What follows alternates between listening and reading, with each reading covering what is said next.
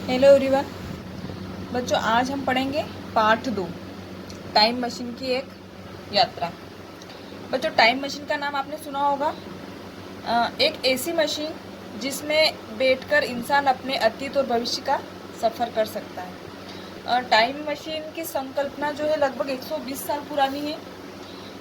जब H.G. Wales ने अपने दौर का एक उपन्यास द टाइम मशीन लिखा था, मतलब इसी की बात हो रही है। ये चैप्टर किसने लिखा है? H.G. वेल्स ने। ठीक, तब की ये बात है ना। तभी से विज्ञान के हर रसिक के मन में ये बात उठती रहती है कि क्या टाइम मशीन जैसी कोई चीज़ वाकई में हो सकती है। क्या कोई ऐसी मशीन बनाई जा सकती है जो आदमी को भूत और भविष्य की सैर करा दे। हालांकि दुनिया भर के तमाम वैज्ञानिक ये बात स्वीकार कर चुके हैं कि टाइम ट्रेवल का निर्माण संभव नहीं है। मतलब टाइम मशीन का निर्माण बिल्कुल इम्पॉसिबल है, ये काल्पनिक है। और ये जो आपका चैप्टर ये भी काल्पनिक है ना। लेकिन फिर भी एक इसके बारे में बताया गया है कि टाइम मशीन के ज़रिए हम अपने जो भविष्य में होने वाली जो घटनाएं हैं उसके बारे में हम जानकारी प्राप्त कर सकते हैं। तो चलिए शुरू करते हैं। बच्चों, क्या आपने मिस्टर इंडिया फिल्म देखी है? आपने बहुत सारों ने मिस्टर इंडिया फिल्म देखी होगी। इस समय अनिल कपूर रहता है ना, हीरो अनिल कपूर रहता है इसमें। और ये फिल्म किस वैज्ञानिक उपकरण पे आधारित है? जिन्होंने देखी होगी वो अच्छे से जानते होंगे कि ये शायद एक घड़ी पर आधारित है। उसके हाथ में एक घड़ी रहती है जिसको पहन के वो गायब हो जाता है ना। तो यदि वह उपकरण आपको मिल जाए तो आप क्या करेंगे? बच्चों, जिसने ये मूवी देखी है वो भी देखिएगा और जिन्होंने नहीं देखी है वो भी वापस से इस मूवी को देखिएगा। ठीक है, चलिए शुरू करते हैं पाठ। वह हमारा वैज्ञानिक मित्र था। वह प्रयोगशाला के दरवाजे पर खड़ा मुस्कुरा रहा था। उसकी विजय मुस्कान बता रही थी कि उसने कुछ अद्भुत किया है। उसके बाल बिखरे हुए थे, उसके कपड़ों पर धूल की परतें जमी हुई थी, किंतु उसकी आंखें चमक रही थी। उसने जो घोषणा की उसे सुनकर हमें मानो पक्षाघात हो गया। पक्षाघात होना मीन्स लकवा हो जाना, है ना, पैरालिसिस जिसको बोलते हैं। हमें विश्वास नहीं हो रहा था, लेकिन अविश्वास का भी कोई कारण नहीं था। उसने एक यंत्र बनाया था, एक ऐसा यंत्र जिसके निर्माण के लिए अपने जीवन के अमूल्य 20 साल होम कर दिए थे। उस यंत्र का नाम था काल यंत्र, यानी कि टाइम मशीन। बच्चों, ये जो पंक्तियां हैं इनको अपन लास्ट वाली जो चैप्टर खत्म होगा, लास्ट वाली जो लाइनें हैं उनसे रिलेटेड करके देखेंगे तो आपको पूरा चैप्टर समझ में आएगा। इसमें होता है कि एक वैज्ञानिक मित्र रहता है कुछ लोगों का, तो वो क्या बनाता है, एक यंत्र बनाता है जिसका नाम होता है टाइम मशीन। आगे बढ़ते हैं। उसका दावा था कि उसकी मशीन तीनों कालों की यात्रा करवा सकती है। उसमें बैठकर वह अतीत की भी सैर कर सकता था और भविष्य का भी पता लगा सकता था। यह सुनकर हमें तो पहले विश्वास नहीं हुआ, लेकिन जब उसने विश्वासपूर्वक अपनी बात रखी तो हमें स्वीकार करना ही पड़ा। हमने अपने उस वैज्ञानिक मित्र को एक नया नाम दिया था, नाम था कालयात्री। मतलब इनका जो मित्र था उसने क्या करा था कि कालयंत्र नाम की टाइम मशीन बनाई थी, कालयंत्र, है ना। उसका मानना ये था कि मतलब वो दावा करता था कि ये जो मशीन मैंने बनाई है ये आपको तीनों काल की यात्रा करवा सकती है, अतीत की सैर करवा सकती है और भविष्य का भी पता लगा सकती है। मतलब उसमें बैठकर हम जिसमें चाहे उसमें जा सकते थे, उस काल में अपन जा सकते थे और हम ये जान सकते थे कि आगे क्या होने वाला है या क्या होगा, है ना। तो हमने अपने उस मित्र को, वैज्ञानिक मित्र जो था, उसको क्या नाम दिया था? काल यात्री नाम दिया था। उसने उस यंत्र के बारे में बताया कि यह यंत्र एक कुर्सी के जैसा है जिसमें हत्थे हैं। उसमें अन्य सहायक यंत्र और उपकरण के साथ हैंडल भी लगे हुए हैं। एक हैंडल घुमाने पर भूतकाल की सैर की जा सकती है तो दूसरा भविष्य काल में ले जाता था। ये देखिए, लुक एट द पिक्चर। उस यंत्र के बारे में बताया, यह यंत्र कुर्सी के जैसा था। मतलब ये जो यंत्र है ये इस प्रकार से था, कुर्सी के जैसा, है ना। और इसमें हत्थे लगे हुए थे, ये हैंडल लगे हुए हैं, ये और ये और ये, है ना। उसका ये मानना था कि हैंडल घुमाने से भूतकाल की सैर की जा सकती है तो दूसरा अगर घुमाते तो भविष्य काल में चले जाते थे। आगे देखते हैं। काल यात्री ने आज हम सबको भोजन पर आमंत्रित किया था। जब हम लोग उसके घर पर पहुंचे तब न तो वहाँ काल यात्री था और ना ही उसका काल यंत्र। वहाँ टेबल पर उसने एक पत्र छोड़ा था जिस पर लिखा था, यदि मैं 7 बजे तक ना आ पाऊँ तो आप लोग भोजन आरंभ कर देना। अभी 7 नहीं बजे थे, हम सब उसकी प्रतीक्षा करने लगे। तो जिस वैज्ञानिक मित्र की वो बात कर रहे थे, एक दिन उसने क्या करा कि सभी मित्रों को भोजन पर इनवाइट करा था। लेकिन जब वो वहाँ पर पहुँचे तो वो जो जिसने इनवाइट किया था वो उनका फ्रेंड वहाँ पे नहीं था। उसने एक पत्र लिखा हुआ छोड़ दिया था टेबल पर, जिस पे लिखा था कि अगर मैं नहीं आ पाऊँ, टाइम पर नहीं आ पाया तो आप लोग अपना खाना स्टार्ट कर देना। लेकिन दोस्त उसकी प्रतीक्षा करने लगे, उसका इंतज़ार करने लगे, क्योंकि 7 बजने में टाइम था। उन्हें लगा कि शायद वो आ जाएगा। अचानक वह बदहवास हालत में प्रकट हुआ। कुछ देर वह उसी हालत में रहा। थोड़ी देर बाद वह सामान्य अवस्था में आया। फिर उसने बताना आरंभ किया। बदहवास मतलब बौखलाया हुआ, जो मतलब ऐसी अवस्था जो विकल अवस्था जो होती है उसको कहते हैं बदहवास। फिर उसने बताना आरंभ किया, आज सुबह मैंने काल यंत्र को पूरी तरह तैयार कर लिया था। मैंने सोचा कि उसका परीक्षण किया जाए। मैं कुर्सीनुमा यंत्र पर बैठ गया और भविष्य की सैर पर ले जाने वाले हैंडल घुमाया। हैंडल खींचते ही प्रयोगशाला गायब हो गई।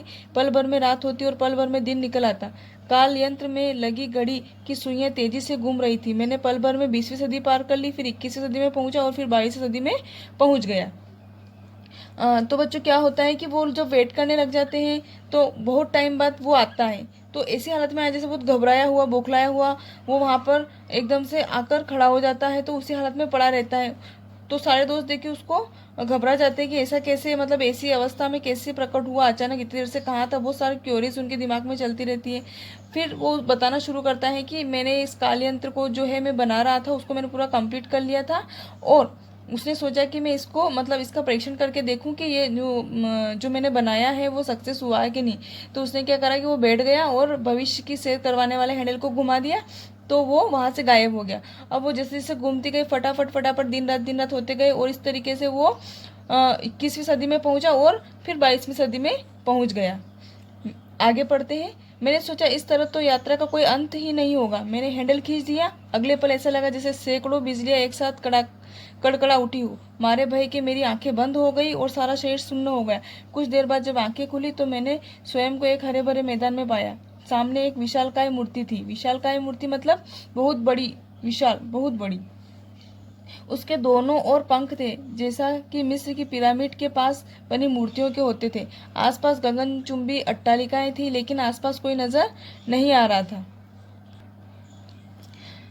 तो फिर क्या होता है कि उसने सोचा है कि अगर मैं ऐसा करता रहा तो ये कभी खत्म नहीं होगा और यात्रा चलती ही रहेगी। तो उसने सोच के क्या करा कि हैंडल खींच दिया, तो वापस से वो उसको ऐसा लगा कि जैसे सैकड़ों बिजली एक साथ कड़कड़ा उठी हो। मतलब एक साथ इतनी सारी यात्रा करके वापस से उसी सिचुएशन में आना मतलब बहुत बड़ी बात होती है। तो डर के मारे उसकी आंखें बंद हो गई, वो घबरा गया था, सारा शरीर बिल्कुल सुन्न हो गया। कुछ देर बाद जब उसको फील हुआ कि मैं कहाँ हूँ, किस जगह आया हूँ, तो वो अपने आप को एक हरे भरे मैदान में पाता है, जहाँ पर वो क्या देखता है कि एक बहुत बड़ी मूर्ति बनी हुई होती है, जैसे कि मिस्र की पिरामिड की जो मूर्ति बनी होती है उस टाइप की, है ना।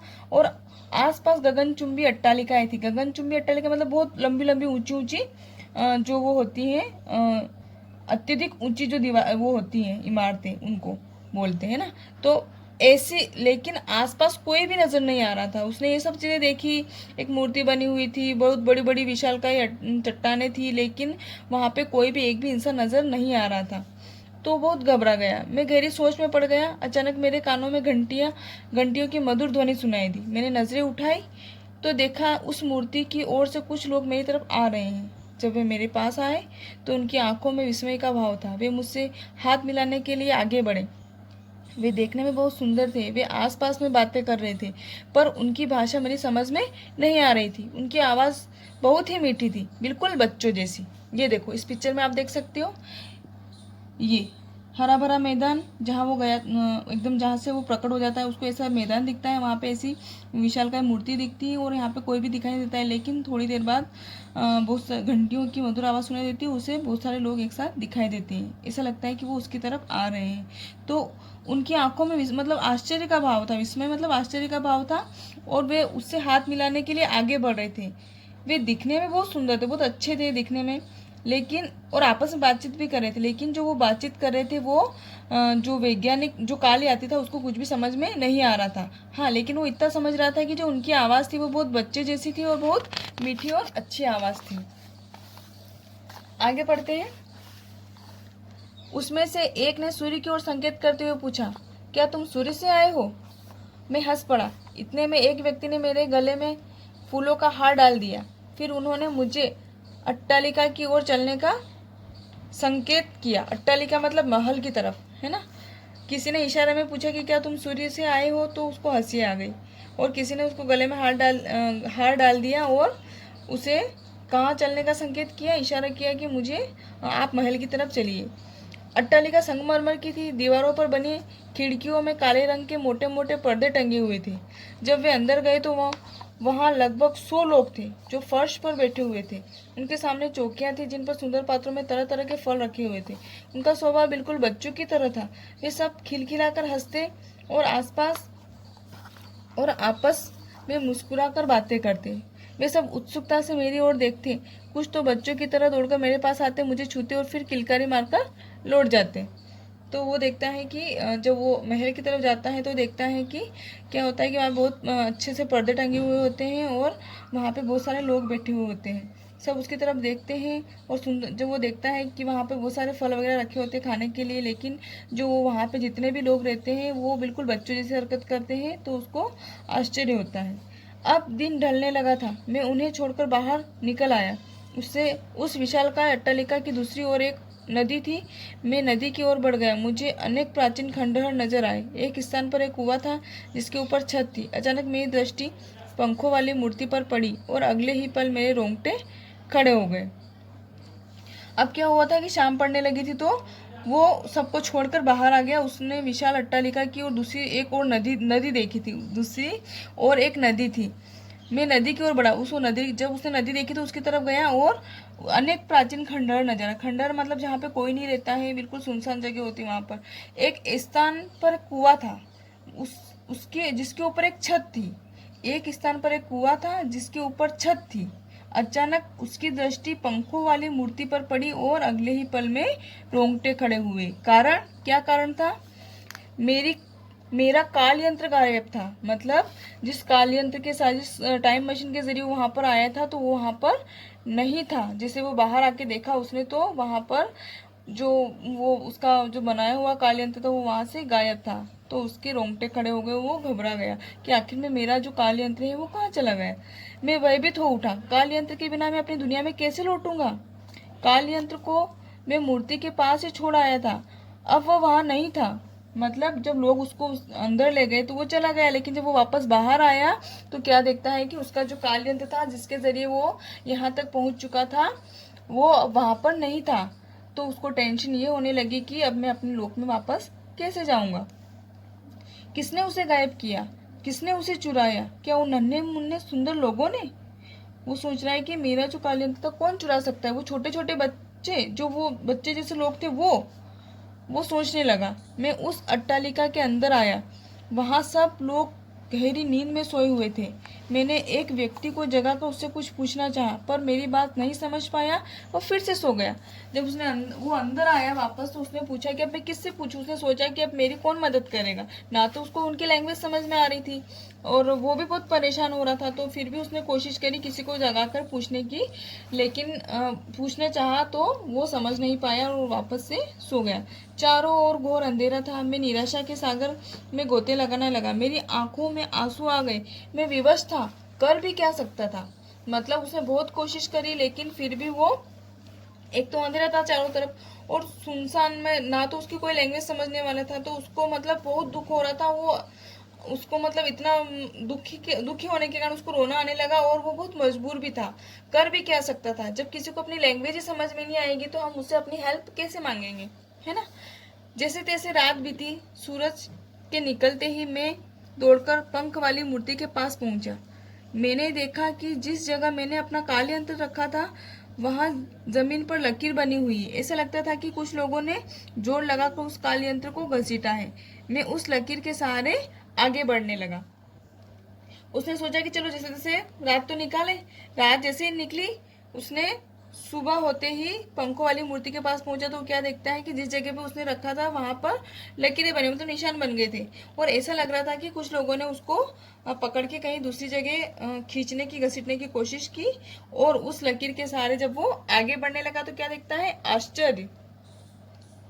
इस लकीर के निशान से उस पंखों वाली मूर्ति की ओर गए थे। मैंने मूर्ति के चबूतरे को ठोका तो पता चला कि मूर्ति तो अंदर से खोखली है। मुझे यकीन हो गया कि काल यंत्र को इसी के अंदर छुपाया गया है। मैं अंदर जाने का गुप्त द्वार खोजने लगा। तो बच्चों, अपन ने यहाँ तक इसको पढ़ लिया है।